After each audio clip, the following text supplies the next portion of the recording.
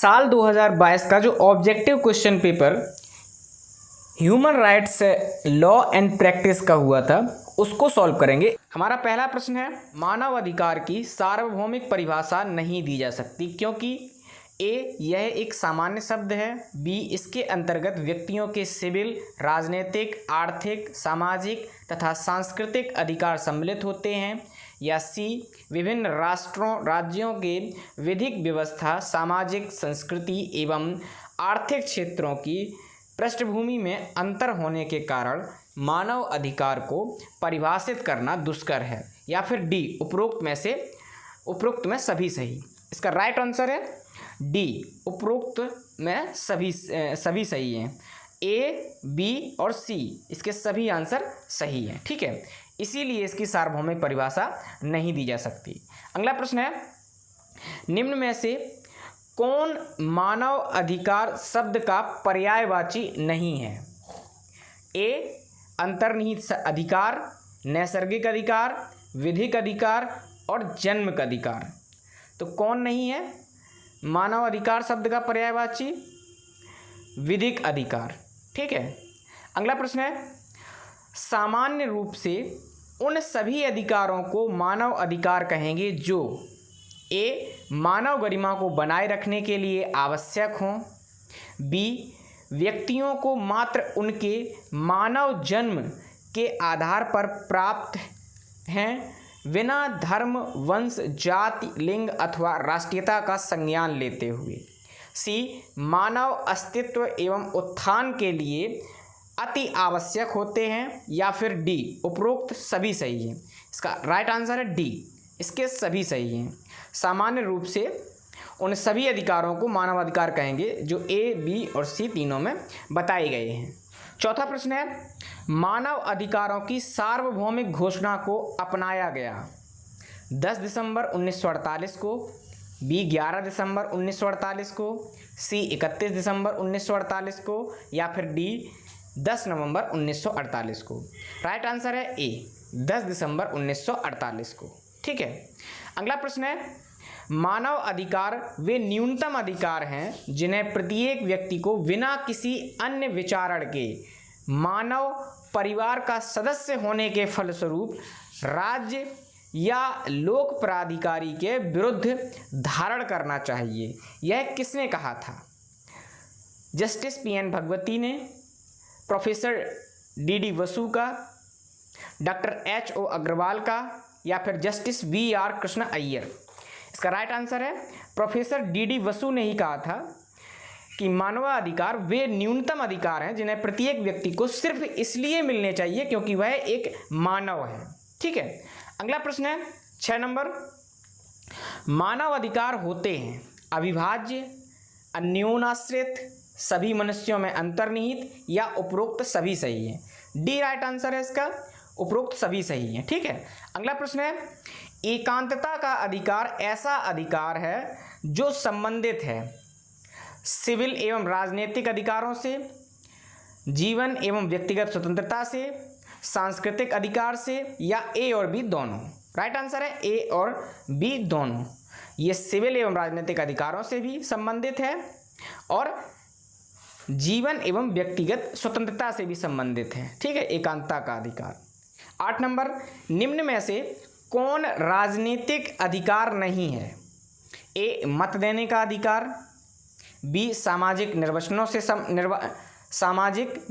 से निर्वाचित होने का अधिकार, विकास का अधिकार, लोक कार्यों में प्रत्यक्षता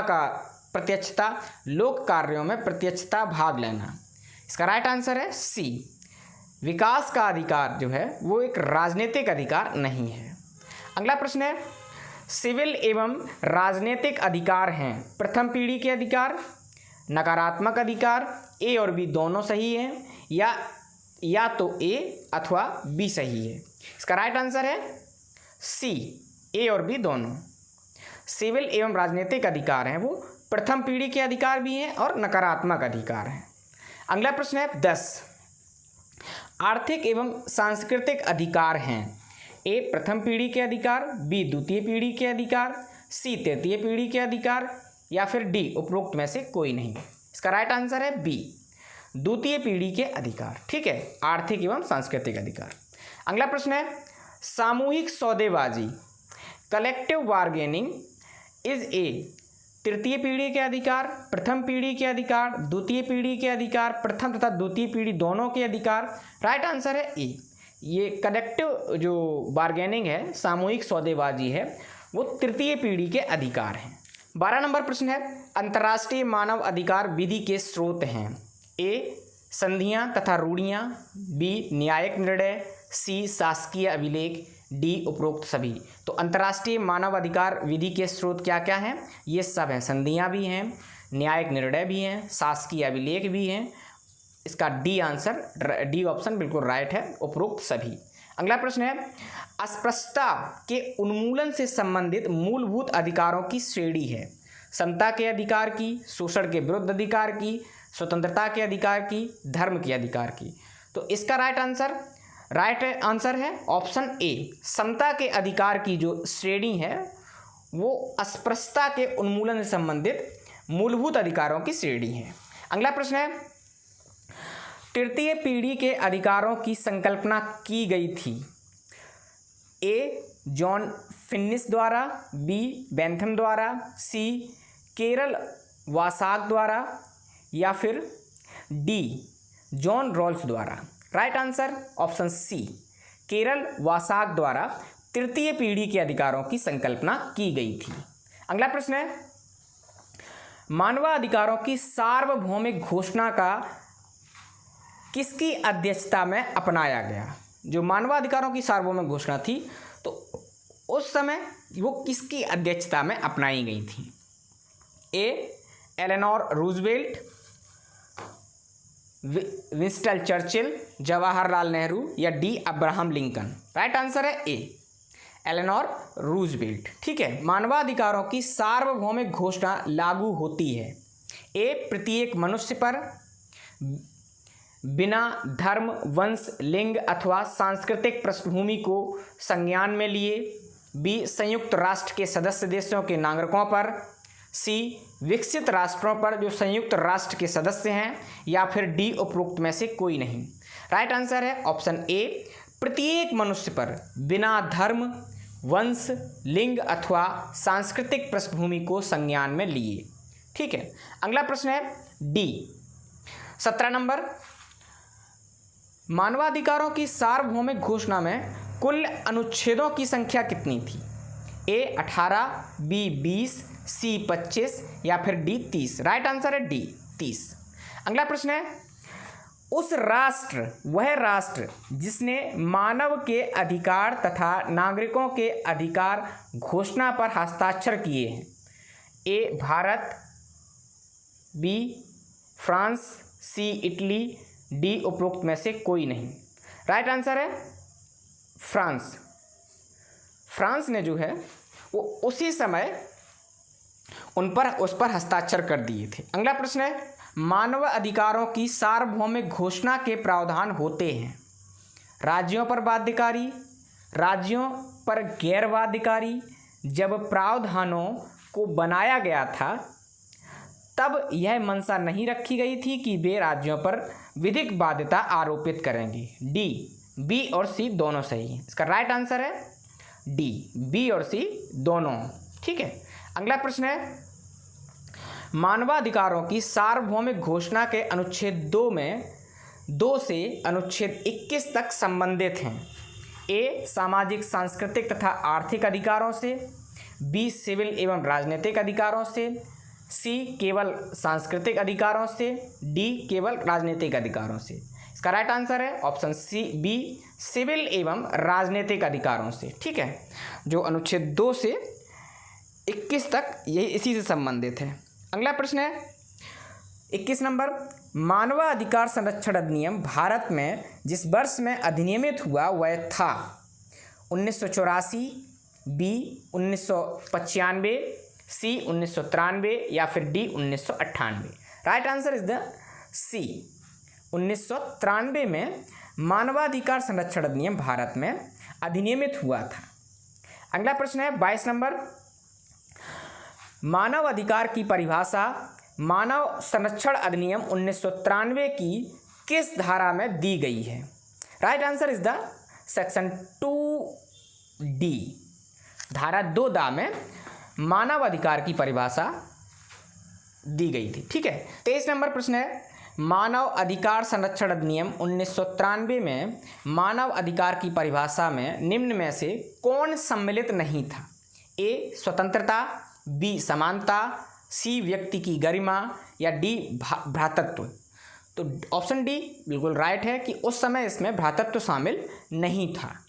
अगला प्रश्न है 24 नंबर, सिविल एवं राजनीतिक अधिकारों पर अंतर्राष्ट्रीय प्रसंविदा संयुक्त राष्ट्र आम सभा द्वारा जिस तिथि पर स्वीकार किया गया था वह है? ए 10 दिसंबर 1966, बी 16 दिसंबर 1966, सी 20 दिसंबर 1966 या फिर डी 26 दिसंबर 1966।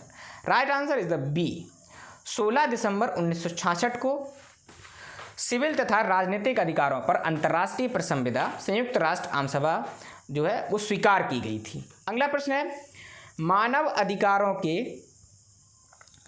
अंतर्राष्ट्रीय विधेयक में सम्मिलित है दोनों अंतर्राष्ट्रीय प्रसंविदाएं, बी मानवाधिकारों की सार्वभौमिक घोषणा, सी वैकल्पिक प्रोटोकॉल या फिर डी उपरोक्त सभी। Right answer is the option D, उपरोक्त सभी। ये सभी अंतर्राष्ट्रीय विधेयक में सम्मिलित हैं। अगला प्रश्न है, सिविल एवं राजनीतिक अधिकारों के अंतर्राष्ट्रीय प्रसंविदा का द्वितीय प्रोटोकॉल का उद्देश्य है? ए बालाश्रम की समाप्ति, बी मृत्युदंड की समाप्ति, सी अस्पृश्यता की समाप्ति या फिर डी नस्लवाद की समाप्ति। Right answer is the B, मृत्युदंड की समाप्ति। ये जो है वो सिविल एवं राजनीतिक अधिकारों के अंतर्राष्ट्रीय प्रसंविदा का द्वितीय प्रोटोकॉल का उद्देश्य था। अगला प्रश्न है 27 नंबर, मानव अधिकारों की सार्वभौमिक घोषणा की वर्षगांठ पर यह नारा सभी मानवाधिकार सभी के लिए दिया गया था? 14वीं वर्षगांठ पर या 50वीं वर्षगांठ पर या 30वीं वर्षगांठ पर या फिर डी 38वीं वर्षगांठ पर? Right answer is the B, option B है, 50वीं वर्षगांठ पर यह नारा दिया गया था कि सभी मानवाधिकार सभी के लिए। इसके बाद 28 नंबर प्रश्न है, मानवाधिकार संरक्षण अधिनियम 1993 की कौन सी धारा भारत में राष्ट्रीय मानवाधिकार आयोग के गठन के लिए प्रावधान करती है? ऑप्शन ए धारा 4, ऑप्शन बी धारा 3, ऑप्शन सी धारा 5, ऑप्शन डी धारा 2। Right answer is the option B, धारा 3 जो है वो भारत में राष्ट्रीय मानवाधिकार आयोग के गठन का प्रावधान करती है। अगला प्रश्न है 29 नंबर, भारत में राष्ट्रीय तथा राज्य मानवाधिकार आयोग की स्थापना की गई है इस उद्देश्य से? ए मानवाधिकारों के उल्लंघन के मामलों की जांच की वे जांच करें, बी आयोग जांच स्वप्रेरणा से अथवा पीड़ित व्यक्ति अथवा उनकी तरफ किसी अन्य व्यक्ति से प्रार्थना याचिका पर, सी ए और बी दोनों सत्य हैं या फिर डी ए और बी दोनों आंशिक रूप से सत्य हैं? राइट आंसर इज द सी। तो भारत में जो है वो मानवाधिकारों की जो स्थापना वो इसी उद्देश्य से की गई थी कि मानवाधिकारों के उल्लंघनों की वे जांच कर सकें, और आयोग जांच या तो स्वप्रेरणा से करेगा या पीड़ित व्यक्ति से या उसकी तरफ से कोई अन्य व्यक्ति प्रार्थना करता है तब। अगला प्रश्न है 30 नंबर, वैश्विक स्तर पर मानवाधिकार संरक्षण को नैसर्गिक विधि के विशिष्टताओं से बल मिलता है और परिणाम स्वरूप ए विश्व शांति एवं सौहार्द हेतु मूलभूत स्वतंत्रताएं एवं अधिकार सभी को हो गए, बी हर देश की सरकारें वितरणात्मक तथा सुधारात्मक की परिस्थितियों का निर्णय कर रही हैं, सी न्यायालय जो मानवाधिकार संबंधी विधिशास्त्र का अनुसरण कर रहे हैं, उपरोक्त सभी सत्य हैं। इसका डी आंसर बिल्कुल सही है कि ये सभी सही है। अगला प्रश्न है 31 नंबर, नैसर्गिक विचारधारा का चेतना के सिद्धांत से मेल होने पर अभिवृद्धि हुई? ए नागरिक स्वतंत्रताओं के संरक्षण और अभिवर्धन में, बी स्वतंत्रता राष्ट्र नागरिकों को स्वतंत्रताएं तथा अधिकार देने के लिए बाध्य हो गए, सी ग्रोटियस तथा क्रिश्चियन वुल्फ उपरोक्त तरीके के प्रबल समर्थक थे, या फिर डी उपरोक्त सभी सही हैं? इसका राइट आंसर है डी, उपरोक्त सभी सही हैं। 32 नंबर, गलत विकल्प को इंगित करें, अर्थात जो आपको विकल्प दिए गए हैं उनमें से गलत को बताना है। ए, नैसर्गिक अधिकार तथा मानव अधिकार एक ही हैं। बी, नैसर्गिक अधिकार विद्यमान रहते हैं, सरकार की अभिस्वीकृति से स्वतंत्र रहते हैं। सी, मानव अधिकार सरकार की अभिस्वीकृति के परिणाम स्वरूप विद्यमान होते हैं और सरकार नागरिकों के मानव अधिकारों को स्वीकृति देती है। या फिर डी, नैसर्गिक और मानव अधिकार न्यून मात्रा से भिन्न होते हैं। इसका राइट आंसर है ए, नैसर्गिक अधिकार तथा मानव अधिकार एक ही हैं। ये गलत है, ठीक है, बाकी के ऑप्शन सही है। जीवन का अधिकार एक नैसर्गिक मानव अधिकार जो जन्म से प्राप्त होता है, ना कि संविधान अथवा विधियों के प्रावधानों द्वारा। यह विरोधी अल्पमत एडीएम जबलपुर बनाम शिवकांत शुक्ला के बाद में दिया गया था। इसका ऑप्शन है ए, न्यायाधीश HR खन्ना द्वारा। बी, न्यायाधीश PN भगवती द्वारा। सी, न्यायाधीश YV चंद्रचूड़ द्वारा। या डी, उपरोक्त सभी। इसका राइट आंसर है न्यायाधीश HR खन्ना द्वारा, ठीक है। 34 नंबर है, भारत में मरने का अधिकार है। In India right to die.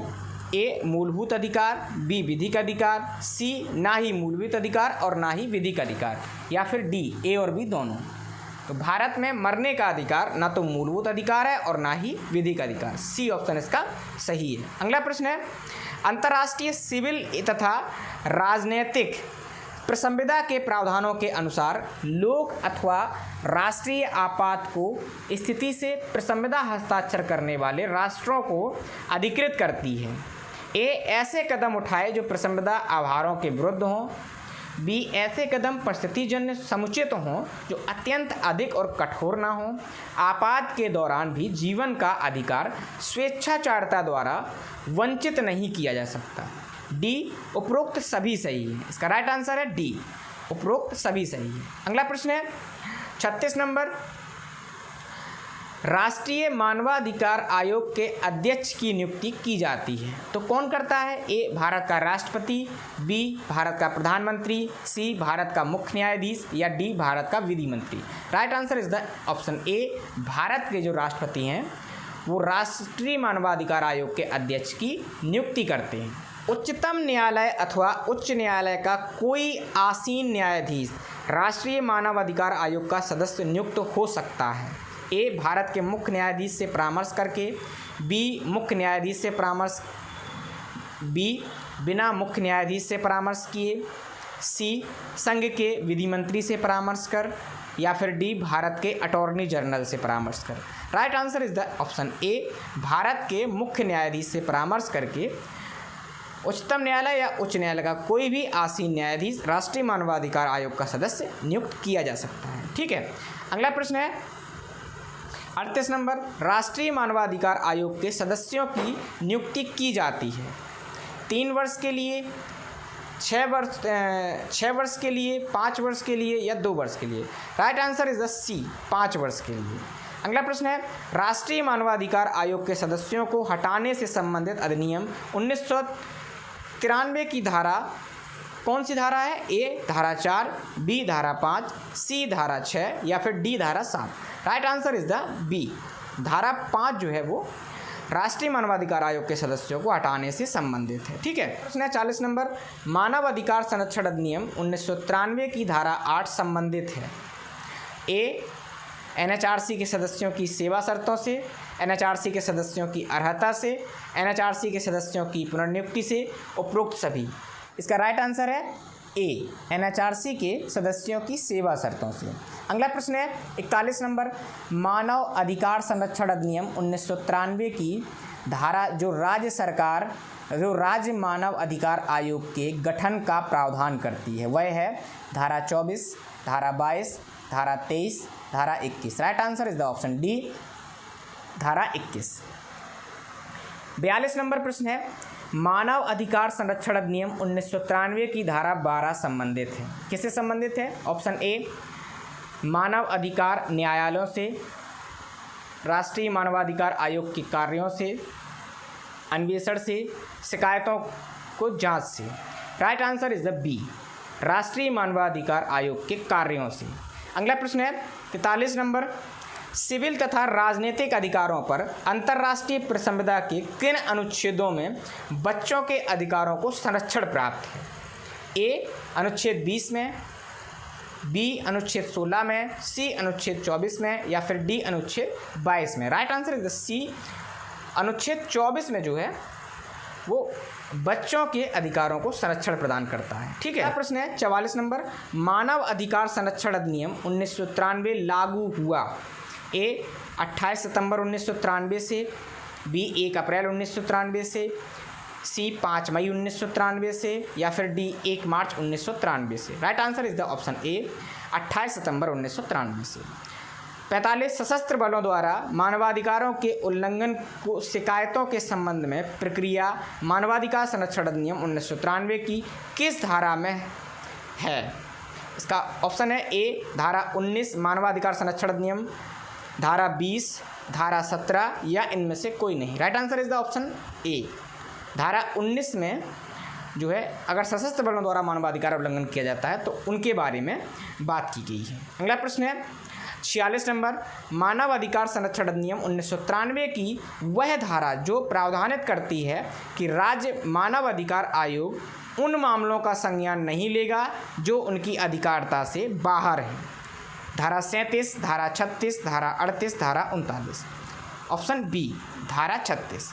अगला प्रश्न है, मानव अधिकार संरक्षण अधिनियम 1993 के प्रावधानों को लागू करने में बाध्यताओं को निराकृत करने की शक्ति निहित है? ए केंद्रीय सरकार में, बी राज्य सरकार में, सी उच्चतम न्यायालय में, या फिर डी राष्ट्रीय मानव अधिकार आयोग के अध्यक्ष में। Right answer is the option A, केंद्रीय सरकार में।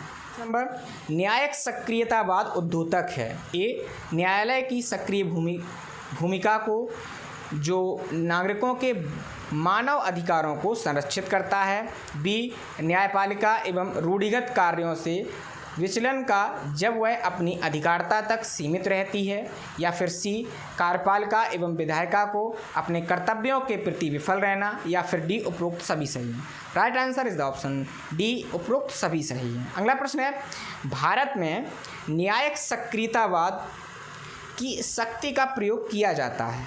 ए उच्चतम न्यायालय द्वारा, बी उच्च न्यायालय द्वारा, सी उच्चतम न्यायालय तथा उच्च न्यायालय दोनों द्वारा, या फिर डी भारत के सभी न्यायालयों द्वारा?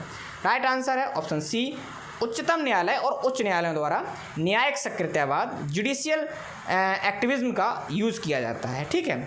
अगला प्रश्न है 50 नंबर, न्यायिक सक्रियतावाद की शक्ति का आधार है, तो इसका क्या आधार है? ए विधायिका और कार्यपालिका द्वारा अपने निर्धारित दायित्वों के प्रति उदासीनता, बी जनहित सर्वोपरि होता है, सी उच्चतर न्यायालय नागरिकों के अधिकारों के अंतिम संरक्षक होते हैं, या फिर डी उपरोक्त सभी? राइट आंसर डी ऑप्शन उपरोक्त सभी। ठीक है।